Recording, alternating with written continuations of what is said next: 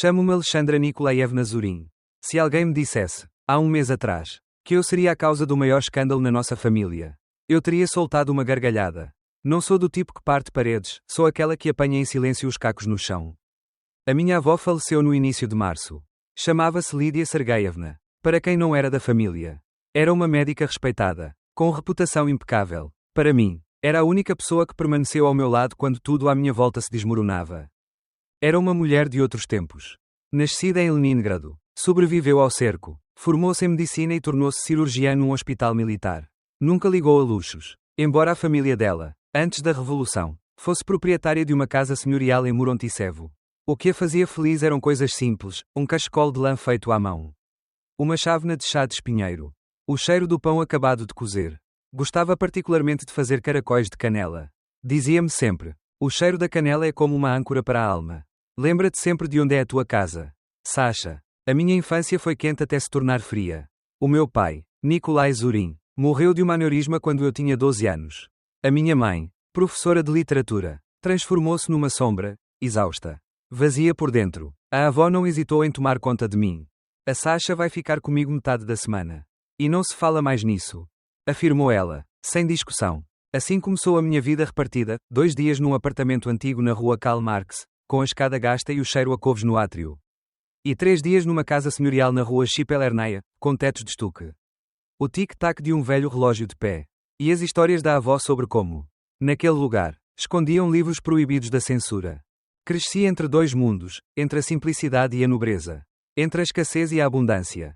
E no meio deles, estava a avó, uma lenda viva. Mas para mim apenas a minha avó. Foi ela quem me ensinou a distinguir valor de preço. E a não temer a solidão. Desde que ficasse de bem comigo mesma. Mas isso não agradava aos outros. A avó teve 3 filhos, o meu pai, que já morreu, o irmão mais velho dele, Oleg, e a irmã mais nova, Irina. Viviam todos em Moscovo, num mundo de investimentos, heranças e aparências de sucesso. Os filhos deles, os meus primos, Ilia e Catarina, tinham formação académica de topo. Só falavam de projetos, lucros, parcerias e da venda de trastes velhos do campo. Eu, para eles, era um embaraço, não encaixava no universo deles. Chamavam-me, pelas costas, a rapariga com moral de conto de província. Trabalhava como enfermeira num lar de cuidados paliativos. Lavava os pés de idosos.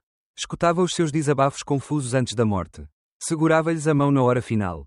Podias ter arranjado lugar numa clínica privada, disse-me a Irina uma vez, durante a consoada de Ano Novo. Com as ligações da avó, terias tudo aberto. Sorri e respondi: se eu quisesse portas abertas, abria-as eu mesma, mas o que me importa são as pessoas, não as portas. A partir desse momento, ficou no ar um clima de tensão, como um fio elétrico descarnado. Sentia os olhares, ouvia conversas interrompidas, e percebia, viam-me como uma ameaça. Até a avó, num suspiro, comentou: sabes, Sasha, a família é como prata antiga. Brilha muito, mas precisa de ser polida todos os dias. Estive ao lado dela quando partiu. Segurava-lhe a mão. Lia-lhe poemas da Akhmatova. Morreu tranquila, como se soubesse que tudo ficaria conforme tinha desejado. Depois, silêncio. Nenhuma chamada, nenhuma palavra sobre o funeral ou sobre o testamento. Pensei, talvez estivessem todos a sofrer. Talvez precisassem de tempo. Até que um dia chegou uma mensagem da Catarina, claramente por engano. A mãe disse: amanhã no Chafrã às 14 horas. Não contes à Sasha. Ela vai estragar tudo. Senti o coração cair-me aos pés. Reli a mensagem 3 vezes. Logo depois, outra. Ai, enganei-me. Desculpa. Esquece. Esquecer? Queriam dividir tudo o que a avó deixou, sem mim. Apagar-me como uma frase a mais num papel. Não porque eu não fosse família, mas porque não era a família deles. Porque não seguia as regras deles. Passei a noite inteira sem dormir. Pensei em ligar à Irina e deitar cá para fora tudo. Pensei em desistir. Dizer a mim própria: estás acima disto. Não estavas com a avó por interesse. Mas depois lembrei-me, a avó repetia sempre: coragem é a forma mais pura de respeito por ti mesma. Na manhã seguinte, levantei-me cedo. Pus água a ferver. Vesti o vestido azul escuro que a avó dizia. Ficas nele como a Ana Karenina. Mas sem comboios. Prendi o cabelo. Juntei os papéis necessários e fiz novamente os caracóis de canela. Não para eles. Para mim. Para não me esquecer de quem sou. Quando cheguei ao prédio onde ficava o escritório de advogados, a neve caía devagar do céu cinzento. Leve. Quase transparente. Levantei a cabeça e disse a mim mesma: tens o direito de estar lá. Porque ela teria querido assim. E entrei. para enfrentar aqueles que já não me chamavam família, mas cuja opinião já não tinha qualquer peso. O átrio do escritório de advogados estava iluminado por uma luz fria. As paredes em mármore, as cadeiras em veludo cor de vinho encostadas às paredes, e o eco duro dos passos criavam um ambiente pesado. Aproximei-me do balcão da recepção. Venho para a leitura do testamento de Lídia Sergeyevna Zurin. O meu nome é Alexandra. A secretária, sem sequer levantar os olhos, acenou com a cabeça. Sala de reuniões. Porta à esquerda. Respirei fundo. As minhas mãos estavam úmidas. Os dedos apertavam uma pequena caixa com os caracóis de canela, ainda não sabia bem porque os tinha trazido comigo. Assim que abri a porta, o burburinho dentro da sala cessou de imediato. Todos os olhares se viraram para mim, como se fosse uma intrusa num casamento alheio. À volta da longa mesa de madeira escura, estavam todos. O tio Oleg, encolhido, mas com aquele ar superior de sempre. A tia Irina, envolta numa estola de peles, como se fosse a caminho de uma estreia no Teatro São Carlos. Os meus primos, Catarina e Ilia, impecavelmente vestidos, pareciam saídos de uma capa de revista. Até a prima afastada da avó, a Valentina, com quem não falava há mais de 10 anos. Estava ali. Olharam para mim como se tivesse violado algo sagrado, ainda que a confiança da avó estivesse do meu lado. Mais do que de qualquer um deles. Alexandra, a voz da Irina gelava o ar. O que estás aqui a fazer? Mantive-me firme. Vim para a leitura do testamento. Sou neta da Lídia Sergeyevna. O tio Oleg levantou-se, posicionando-se como que a bloquear-me o caminho. Não foste convidada. Eu não acho que o amor e a memória precisem de convite, respondi. Num tom calmo. Já acertamos tudo com o Dr. Paulo Luís, acrescentou Catarina. Fria, a divisão foi feita de comum acordo pela família. Ia perguntar, mas eu não sou família. Mas não tive tempo. A porta abriu-se e entrou o próprio Dr. Paulo Luís Safran. Advogado da avó, alto, cabelos grisalhos impecáveis, uns óculos de armação fina, a expressão séria mas gentil. Bom dia, senhoras e senhores. Estamos todos. A tia Irina apressou-se a ir ter com ele. Dr. Paulo Luís. Houve um mal-entendido. A Alexandra apareceu, mas não devia estar aqui. Ele olhou para mim, depois para os papéis na sua pasta. Alexandra Nikolaevna Zurin? Sim, tem o nome na lista. Aliás, é precisamente a pessoa que deve estar presente. Sem dúvida. Fez-se silêncio. Catarina deixou cair a tampa da caneta. Ilia desviou o olhar. Valentina soltou um suspiro pesado. Seguimos todos para a sala. Sentei-me na ponta da mesa. Mas sentia, como agulhas, os olhares deles, misto de confusão, raiva e medo. Eles não entendiam como soubera do encontro. E não conseguiam aceitar que a avó pudesse ter-me posto acima deles. O Dr. Paulo Luís abriu a pasta e colocou os óculos. Antes de começarmos, quero recordar que fui não só advogado da Lídia Sergeyevna, mas também amigo dela, durante 30 anos. Tudo o que vão ouvir está validado pela sua vontade expressa. Confirmado juridicamente e com total lucidez da sua parte.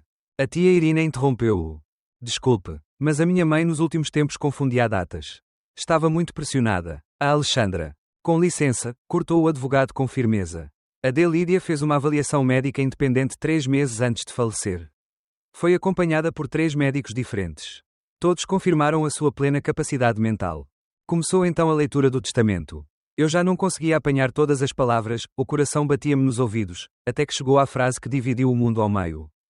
Todos os meus bens móveis e imóveis, incluindo a casa na Chipelernaia, a quinta em Moronticevo, as contas bancárias, títulos e as relíquias de família.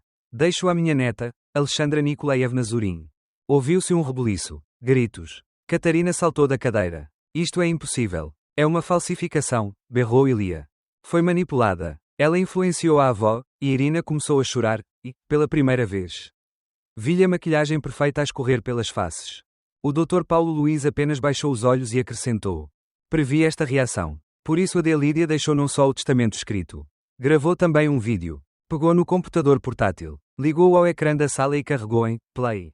No vídeo apareceu a avó, aquela mesma mulher forte, direta, com o penteado que eu a ajudava a fazer nos últimos tempos. Sentada na sua poltrona junto à janela. Atrás dela viam-se flores no parapeito e o retrato do avô. Hoje é dia 15 de setembro. O meu nome é Lídia Sergeyevna Zurin. Estou de perfeita saúde mental e lúcida. Tomei a decisão de deixar tudo à minha neta Sasha. Porque só ela esteve ao meu lado. Não por interesse, mas porque me ama. E porque sei que ela irá preservar não apenas a casa, mas o verdadeiro significado. Ficou em silêncio uns segundos e depois acrescentou. E vocês, já mostraram quem são? Eu limitei-me a observar. Quando o vídeo terminou, a sala ficou num silêncio tão denso que parecia não haver mais ar. Eles estavam destruídos. Não por mim, mas por si próprios. E eu, pela primeira vez senti que a verdade pode ser pesada, mas corta a mentira até ao osso. Pensei que seria o fim. Mas afinal, era apenas o princípio. Depois da leitura do testamento, pensei que o pior já tivesse passado. Enganei-me. Na manhã seguinte, o telefone começou a tocar ainda mal o sol tinha nascido. Foste tu que montaste isto tudo. Disse-me ao telefone o tio Oleg. Num tom que gelava o sangue. Aproveitaste-te da fragilidade dela. Lançou a tia Irina, fria como pedra. A Catarina enviou-me uma mensagem curta. Não penses que isto vai durar. Vamos para tribunal. Não vais ficar com um cêntimo. Mas o dinheiro nunca foi o meu objetivo. Não era isso que me apertava o peito e me secava a garganta. O que me despedaçava era perceber como aqueles que se chamavam família se transformavam tão depressa em acusadores. Eu tinha-me tornado uma estranha. Ou talvez sempre o tivesse sido. 2 dias depois chegou a citação judicial. Processo, contestação do testamento. Alegações, pressão psicológica, incapacidade mental, afastamento do convívio familiar. Queriam destruir tudo o que restava da avó. Até a sua última vontade. Fui ter com o Dr. Paulo Luís com as mãos a tremer. Ele ouviu-me em silêncio. Acenou e abriu a gaveta inferior da secretária. A D. Lídia previu isto. Preparou-se. Preparou-se como um cirurgião antes de operar. Passou-me uma pasta. Lá dentro, relatórios médicos. Pareceres de 3 neurologistas e psiquiatras independentes. Todos assinados. Carimbados. Datados 3 meses antes da morte. Todos a consideraram plenamente capaz. Mas não ficava por aí. Além disso, continuou ele, ela manteve um diário, desde 2018. Anotava visitas, conversas, reações. E até mandou instalar câmaras no corredor do primeiro andar. Legalmente, dentro do previsto na lei de gravação unilateral. Eu não sabia se havia de rir ou chorar. A minha avó instalou câmaras. Na sua própria casa. Para guardar a verdade quando todos ao redor estavam prontos a mentir. Começámos a reunir as provas. O primeiro caso foi o do relógio.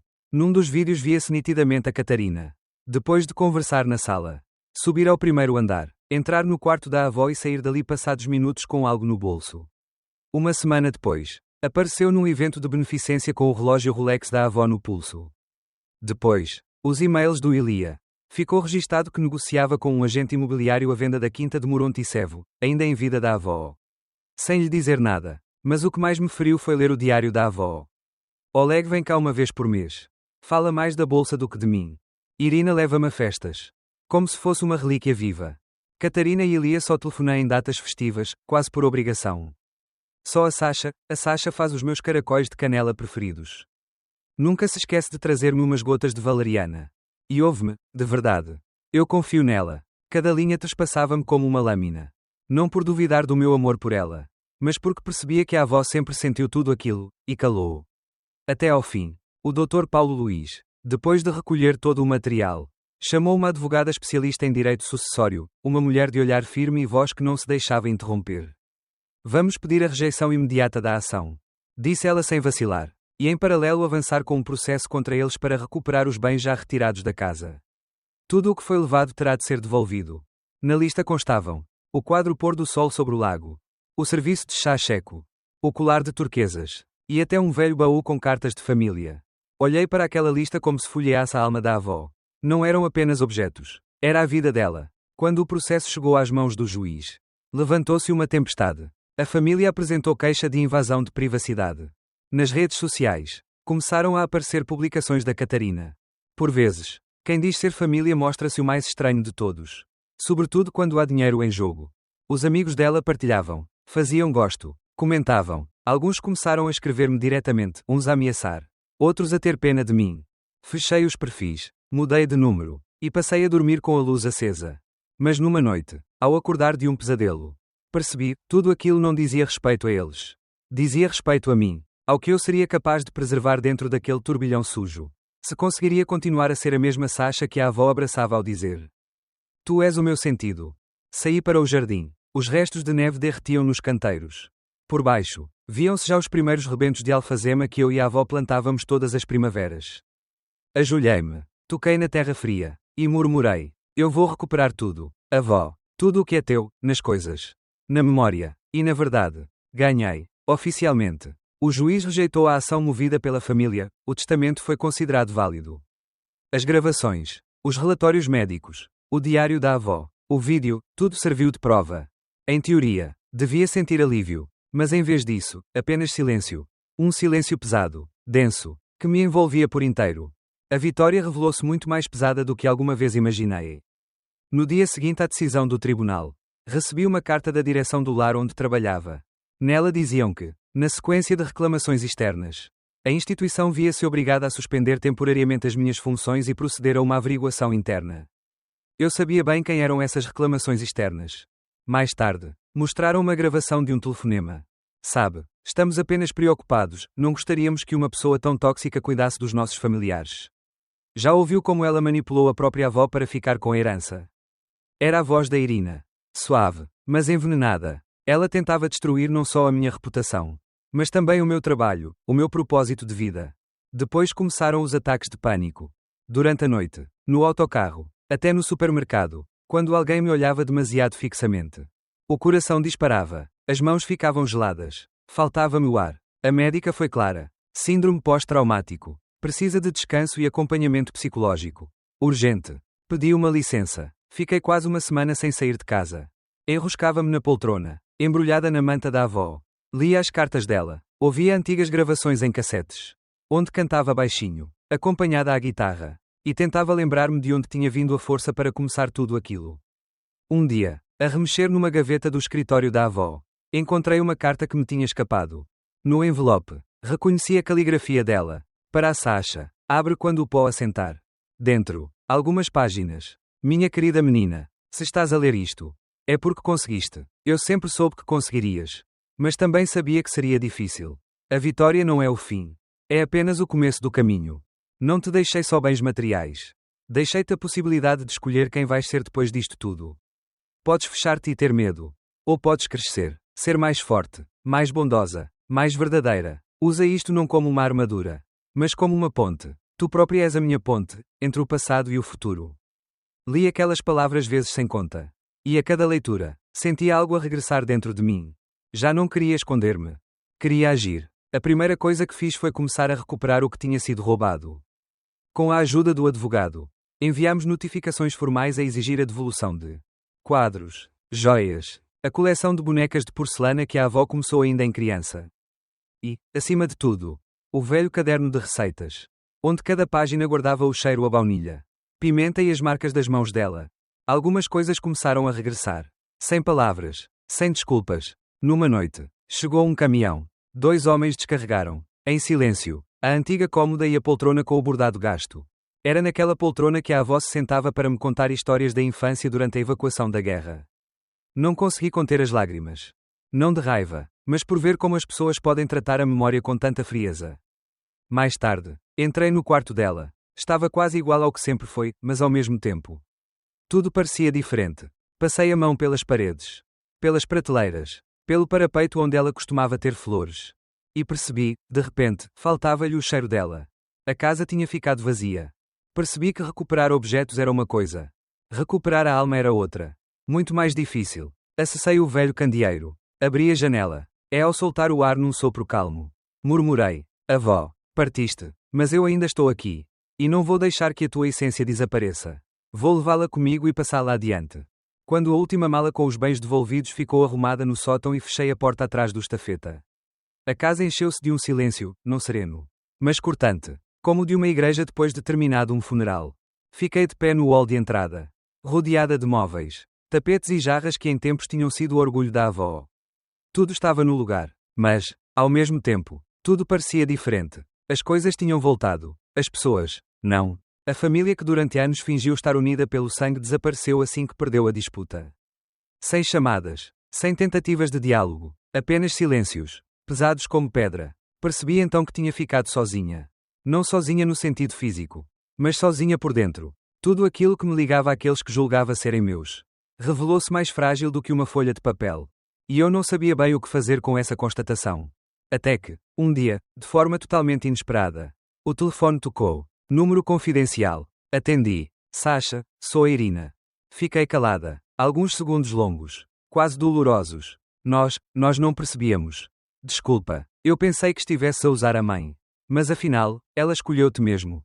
Não soube o que responder. Irina nunca tivera jeito para pedir desculpa. Só aquele reconhecimento já era. Para ela, um esforço enorme. Gostaríamos de falar contigo, se algum dia estiveres preparada. Assente em silêncio, embora ela não me pudesse ver.